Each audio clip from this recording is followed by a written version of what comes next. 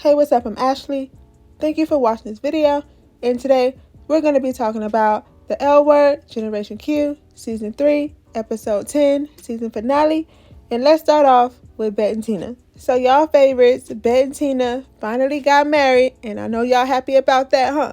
So before the wedding, Tina is hot. She can't cool off. She's having a hot flash. She's trying to open all the doors and windows. Bette's trying to give her a glass of water, but that's not helping either. Then Alice comes in saying congratulations and how she couldn't decide on a dress. And Bette was like, I can tell. A twofer. She got polka dots and stripes going on. She got a rainbow. Alice's outfits is either a hit or miss. And this one is a complete miss. No in between with Alice's outfits. No in between. Alice was telling them that the cake is there, and they were like, well, what about the booze? You was in charge of the booze too. Alice said, no, I wasn't in charge of no booze, but she was keeping that a secret from Tina because we don't need no more dramatics from Tina. So that's when Alice tells Shane that there's no alcohol, and Shane's like, well, that's your fault. You was in charge of that. So everybody knew Alice was in charge of the booze except for Alice. So since Alice messed up, that means Shane gotta hit up Tess so that she could bring the alcohol because they do have that bar. So while that's going on, Bette has an idea to cool off Tina. She was like, let's get in the refrigerator. It worked. She was able to cool off.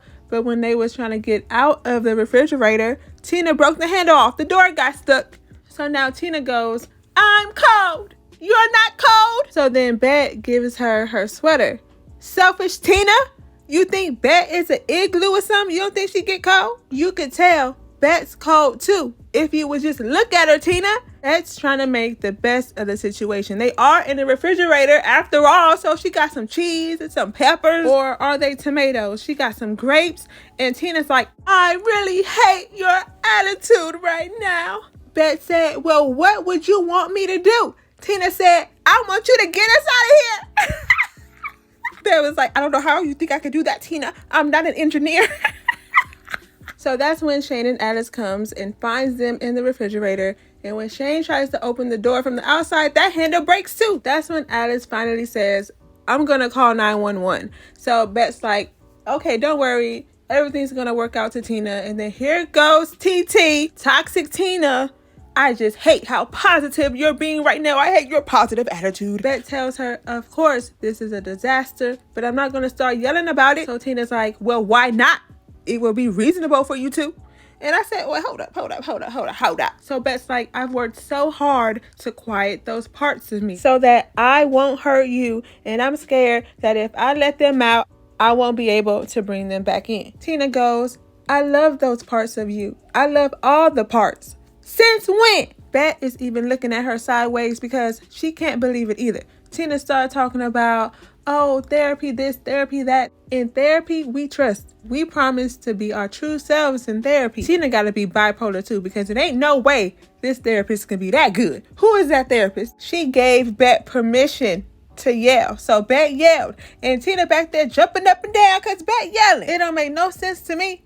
Who is this Tina? But another thing that I'm confused about is why was Bette still going to marry Tina knowing that she was going to have to walk on eggshells the rest of her life, not being able to be her true self, not being able to yell, get mad, get angry because she's scared Tina gonna get mad and leave her. And if they never got stuck in this refrigerator, when was Tina gonna tell Bette, okay, it's okay for you to yell and scream now. It's okay for you to be yourself now because I said so. Anyway, Tasha comes and saves the day. Bette and Tina hug Tasha. They thank her. Tina tells her that she can stay for the wedding if she wants to. And Tasha looks at Alice and says, see, that's how you thank someone when they save you and your kitten. We're going to talk more about Tasha and Alice later, but we're just going to get Bette and Tina over with. So since Bette and Tina are out the fridge now, they're dressed up in the outfits. Tina is giving Austin Powers / Willy Wonka.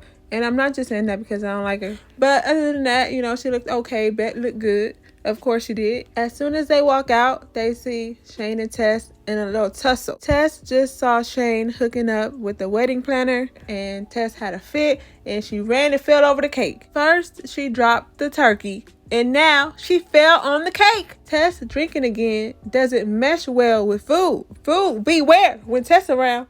So now they're all looking at the cake like, what we gonna do? But then decides, you know what, it don't even matter because they've all done worse things like Tess leaving Carmen at the altar, Alice dating a vampire, Tina said when she left Bette for Carrie, Bette said it's okay because she slept with Carpenter Candace in jail. So they had their wedding, they said their little vows, and that was that. They got married with ordainmefast.net. I didn't hate the wedding. I thought it was cute, but I remember thinking, who are all these people at the wedding? It looked like they had a lot of young guests. I don't know how they would know them. Where the older people at? Where was the black people at? Was there no black people? I see one black man. Did they forget Bette was black again? So where was Bette's mom? I thought they were on better terms.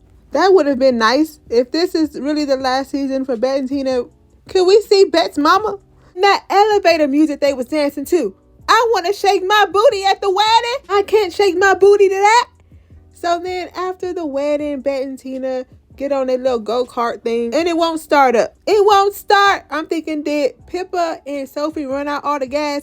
These are all signs to me that they probably shouldn't even get married in the first place. The car won't start. They gotta walk. Tess destroyed the cake. They got stuck in the refrigerator. Angie had her teacher man come to the wedding, making them previously get into this big old fight to where Bette couldn't even propose to Tina how she wanted to at dinner. All signs say don't do it, but they did it anyway. We didn't even get to see them have no nightcap. They just said, here, bye. Hopefully this time this is a forever thing, because I'm tired of this back and forth with Bette and Tina. Let this be it. Let this be it. But how did you like the wedding? Let me know. So now we're going to move on to Tasha and Alice. So like I said earlier, Tasha and the fire department saved Bette and Tina from the fridge. They was able to get out and get married. Tina told Tasha, you can stay for the wedding if you want to. And Alice was back there making faces the whole time Tina was saying that.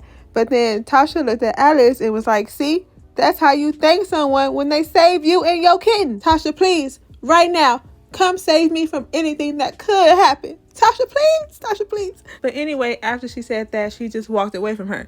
Then later on, Tasha's telling her that she needs to write her information down. Alice said, I don't think I should write my number down because, you know, the fame. I'm famous. Tasha said, don't nobody want to call you? Alice said, why you have an attitude for? And Tasha said, I'm waiting on an apology. Alice said, for what?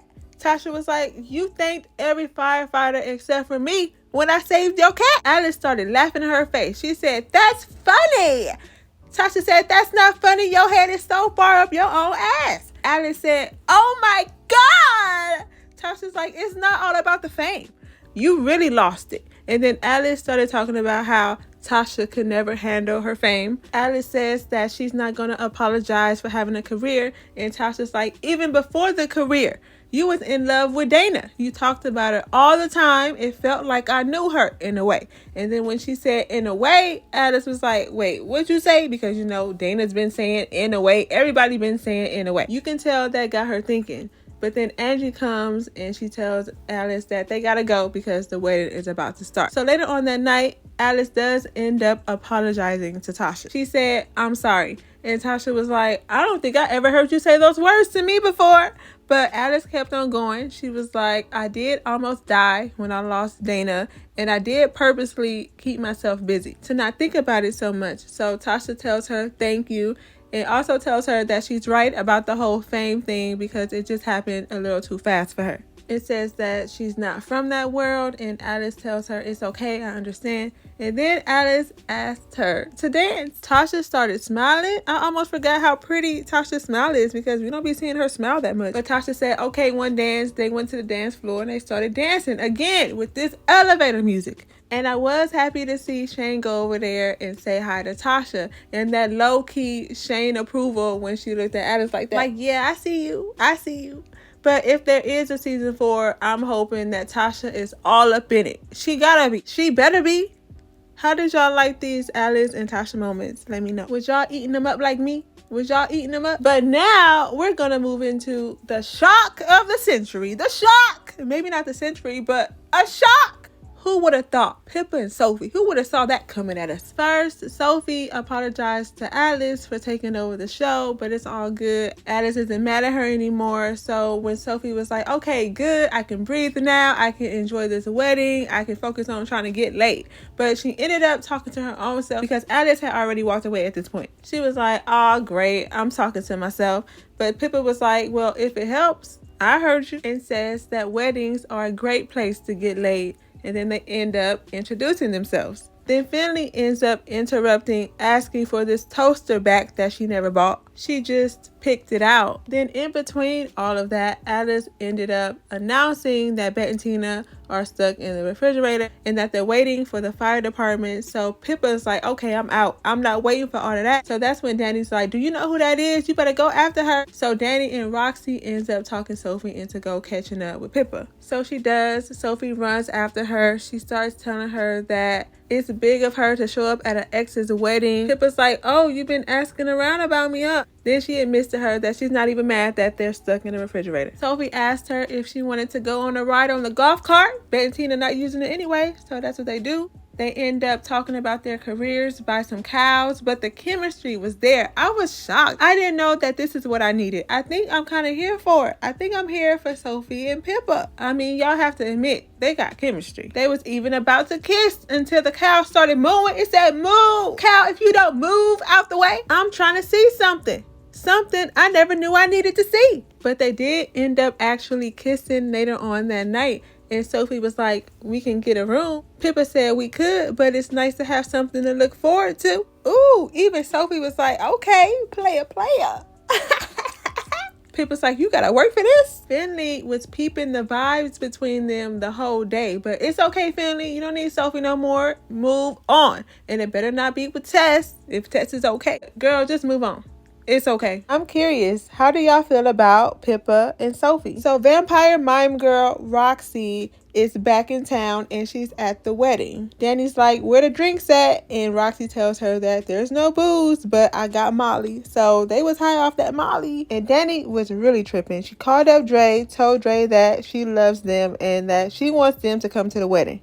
She's sniffing on flowers. She's dancing all over the place. We may need to see Molly Dani more than this one time. So Roxy's friends, G Flip and Chriselle, comes to the wedding. So random. And that's how Dani finds out that Gigi is engaged to Nat. It seems like she's in her feelings about it at first. She walks away. She pulls out gum, starts chewing on it. Then she pulls it out, looks at it. And then she realizes that she's over Gigi. She tells Roxy that she's finally over Gigi. I guess the gum helped her realize this. She throws it. You're at a wedding, Dani. Somebody can step on this gum at the wedding. Have it all on their shoe. Roxy's happy for her. They're both excited. And then they start kissing. Dani tells Roxy that she wishes that this was real. Roxy tells her that it is real. Dani's like, no, it's not. You're going to go back to Costa Rica and forget all about me. So that's when Roxy tells her that she bought a condo in Echo Park, so she's living out there now. So they're talking again later on that night, and Dani's like, I just can't believe it. Roxy's like, believe it. So they start kissing again, and then while they're kissing, Dre walks up. Dre's like, Dani? How you gonna invite Dre to the wedding and then be kissing all on Roxy like that? Poor Dre. Had Dre getting all dressed up to come down to this wedding. This is most likely the end of Dre. We probably won't see Dre no more. How y'all feel about that? How y'all feel about not possibly seeing Dre anymore? And then Dani and Roxy if we get a season 4. I don't care. I never really felt the vibes anyway. So then we have Shane and the wedding planner. They were hooking up in the bathroom. Of course, classic Shane never fails. When she's done with that though, Alice tells her that there's no booze. So she gotta call up Tess and tell Tess to come on down there with alcohol. Tess was kind of flirty with Shane when she came down there. Shane wasn't really flirting with her back. After that whole conversation they had about being able to get along, Tess started sneak drinking again. This guy walks up and he's like, just the kind of girl I like. Tess seemed like she was about it. And I said, I know Tess not bi. I just know Tess not bi. But she just wanted to get high with him. That's all. After that, she goes back into the wedding. And that's when she gets into this fight with Shane. And she falls over the cake because she saw Shane with the wedding planner. Finley is the one who picked Tess up off the floor when she fell over that cake. And then after that is when Tess and Finley get into this little argument because Tess wants to get into the car with this guy.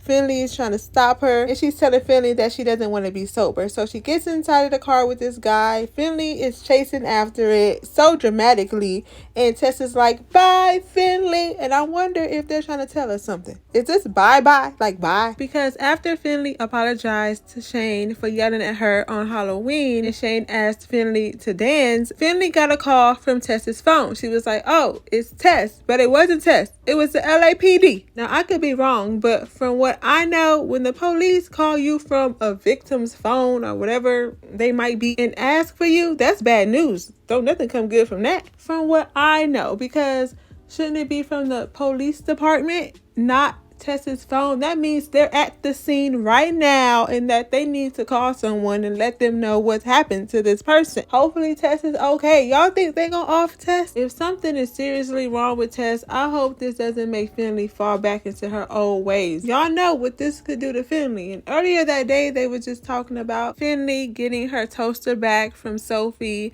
and that making Tess realize that she doesn't have things of her own anymore. And Finley was like, you can move in with me?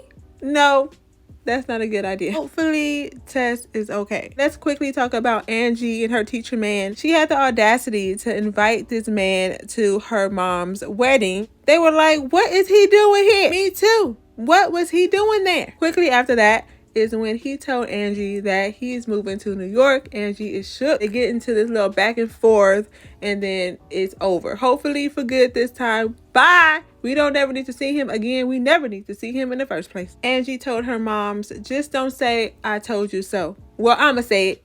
I told you so. Angie did end up telling Shane what happened with Teacher Man. And then when Shane asked Angie to dance, Angie said, I can't dance right now, auntie. I'm gonna go call Bella up and apologize to her for yelling at her that day. Yeah, good. And when you on the phone, say you want to go on a date. Ask her out on a date because she gonna say yeah. So they had us sitting miserably looking at Micah and Maribel this whole season, putting us to sleep, having us hear this, baby that, all the time they popped up on our TV just for them to not end up having a baby after all. Why they do that to us? Huh?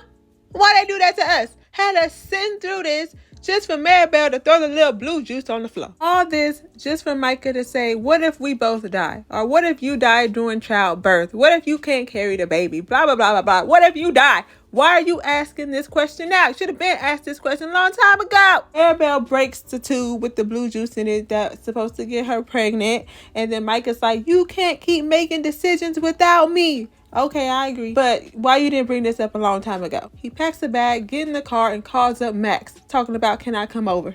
That was absolutely ridiculous that they put us through this Micah and Maribel's whole baby storyline. And that's pretty much it, y'all. We got through the season. How we do it? How did we do it? But let me know your thoughts on the season finale. And if you haven't already and want to see more videos like this, don't forget to like, comment, and subscribe. Thank you for watching this video, and I'll see you in my next one.